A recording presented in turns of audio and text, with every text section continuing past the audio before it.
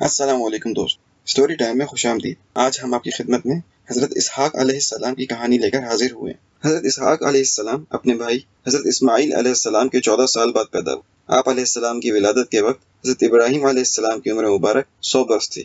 آپ کی والدہ حضرت سارہ سلام اللہ علیہ کی عمر 90 برس تھی۔ اللہ تعالیٰ نے بڑھاپے میں حضرت ابراہیم علیہ السلام اور حضرت سارہ سلام اللہ علیہ کو حضرت اسحاق علیہ السلام کی پیدائش کی خوشخبری سنائی۔ ایک دفعہ حضرت ابراہیم علیہ السلام کے پاس 3 مہمان حاضر ہوئے۔ وہ تینوں فرشتے تھے۔ ابراہیم علیہ السلام پہلے سمجھے کہ یہ مہمان ہیں، اس لیے ان کی خاطر تواضع کرنے لگے۔ اپنے مویشیوں میں سے موٹا تازہ بچڑا ذبح کر کے اسے بھونا اور ان کے سامنے رکھ دیا۔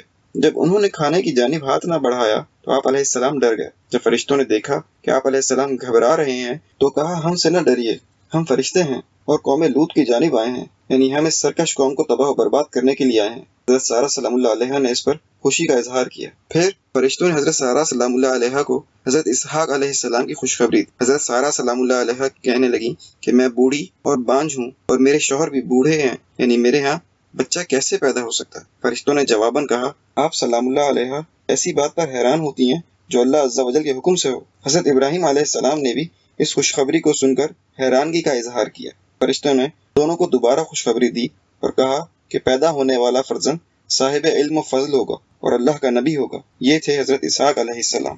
اللہ تعالیٰ نے قرآن مجید میں متعدد مقامات پر حضرت اسحاق علیہ السلام کا ذکر فرمایا ہے۔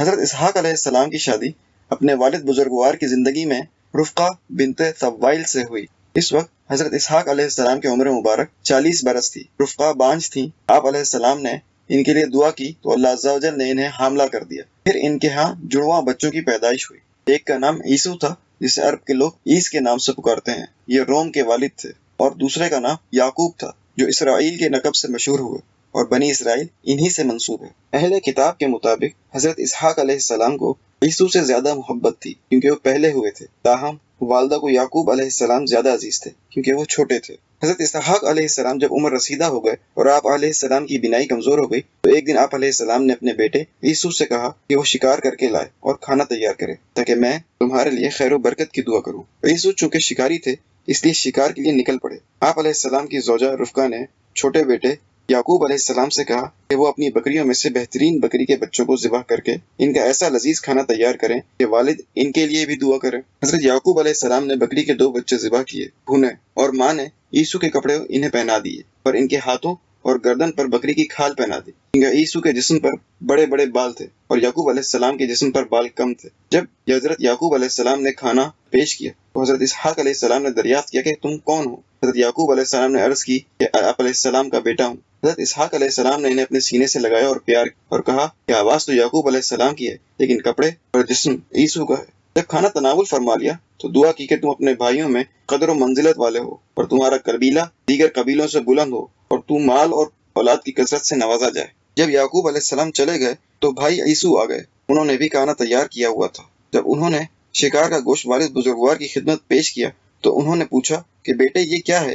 عیسو نے کہا یہ کھانا ہے جس کا آپ نے حکم دیا تھا۔ حضرت اسحاق علیہ السلام نے فرمایا کیا پہلے تم کھانا نہیں لائے تھے اور میں نے تمہارے حق میں دعا نہیں فرمائی تھی؟ عیسو نے عرض کی میں تو ابھی آیا ہوں، اور عیسو سمجھ گئے ان کے بھائی نے ان سے پہلے کھانا پیش کر۔ عیسو کے دل میں حضرت یعقوب علیہ السلام کے لیے نفرت پیدا ہوئی اور انہوں نے حضرت یعقوب علیہ السلام کو قتل کرنے کی دھمکی دی۔ عیسو نے حضرت اسحاق علیہ السلام کو ساری بات بتائی تو انہوں نے عیسو کے لیے بھی دعا کی اور کہا کہ تمہاری اولاد بھی زمین پر کثرت سے پھیلے گی اور انہیں رزق اور پھل وافر مقدار میں نصیب ہوں گے۔ جب والدہ نے سنا کہ عیسو نے حضرت یعقوب علیہ السلام کو قتل کرنے کا ارادہ کیا ہے تو انہوں نے یعقوب علیہ السلام کو ان کے ماموں لابان کے پاس بھیج دیا جو حیران میں رہتے تھے، اور حضرت یعقوب علیہ السلام سے کہا کہ وہ اس وقت تک وہاں رہیں جب تک ان کے بھائی کا غصہ ٹھنڈا نہ ہو جائے اور اپنے ماموں کی بیٹی سے شادی کر لیں۔ اس کے بعد انہوں نے حضرت اسحاق علیہ السلام سے کہا کہ آپ علیہ السلام بھی یعقوب علیہ السلام سے یہی بات کہیں اور اس کے لیے دعا کریں۔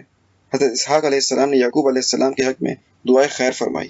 حضرت یعقوب علیہ السلام اسی روز شام کے وقت گھر سے روانہ ہو گئے۔ پھر بہت عرصے بعد حضرت یعقوب علیہ السلام سرزمین کنعان کی ایک بستی جبرون میں حضرت اسحاق علیہ السلام کے پاس آئے اور سکونت اختیار کی۔ اس بستی میں حضرت ابراہیم علیہ السلام بھی قیام پذیر رہے تھے۔ حضرت اسحاق علیہ السلام بیمار ہوئے اور 180 برس کی عمر میں ان کا وصال ہوا۔